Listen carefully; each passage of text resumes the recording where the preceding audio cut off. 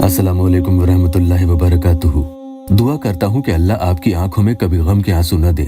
किसी को रुलाने का मतलब नाजायज तौर पर हरगिज नहीं है कि किसी इंसान को टॉर्चर करना या सताना हो, कतई नहीं, बल्कि वो जो आपको रुलाता था और उनकी मोहब्बत में मजबूर होकर आप रो दिया करते थे और सामने वाला आप पर हर वक्त हावी रहता था।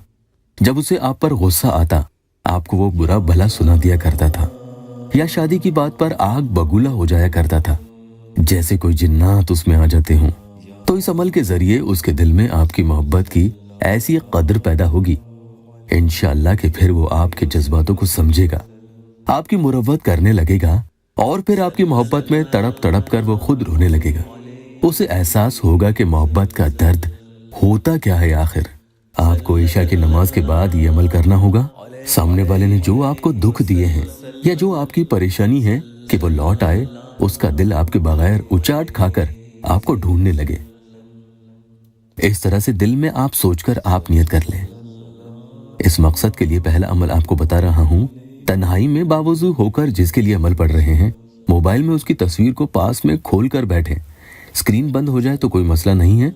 कुल हुवल्लाहु अहद, अल्लाहु समद, लम यलिद वलम यूलद वलम यकुल लहू कुफुवन अहद। इस अमल को एक रात जरूर पढ़ें, फायदा इंशाअल्लाह जरूर होगा। और रोज पढ़ना चाहें तो इसे पढ़ने का कोई ऐसा वक्त चुन लें कि रोज उसी वक्त इसे पढ़ें।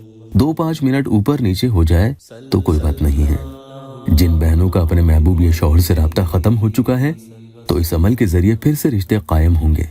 वो शख्स आपकी तरफ रुजू करेगा और आपकी जिंदगी में फिर से वापस लौट कर आएगा और आप ही का होकर रह जाएगा, जैसे कोई जानवर खूंटे से बन जाता है और वहीं रहना उसकी आदत हो जाती है।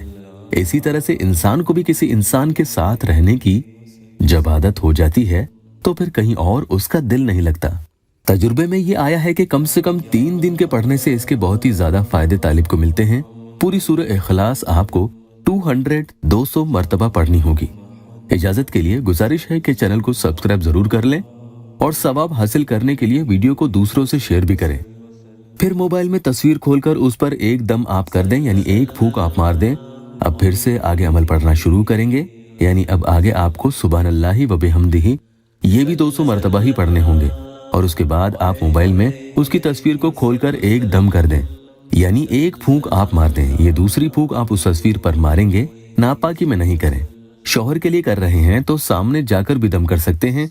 ये दोनों अमल बहुत ही असरदार है। अब इसी मकसद के लिए दूसरा वाला अमल भी आप सुन लीजिए। अव्वल आपको 11 मर्तबा दुरूद शरीफ पढ़नी होगी, फिर सूरह नंबर 12 सूरह यूसुफ की आयत नंबर 86 यानी 86, इन्नमा अशकू बस्सी व हुज़्नी इलल्लाही। इसे पढ़ने का वक्त आपको ईशा के बाद का ही रखना है, भले ही कितनी ही देर तक आप इसे पढ़ सकते हैं। और ये दोनों अमल आप चाहे तो साथ साथ भी कर सकते हैं। 3 तस्बीह यानी 300 मर्तबा जो आयत बताई थी वो आपको पढ़नी है।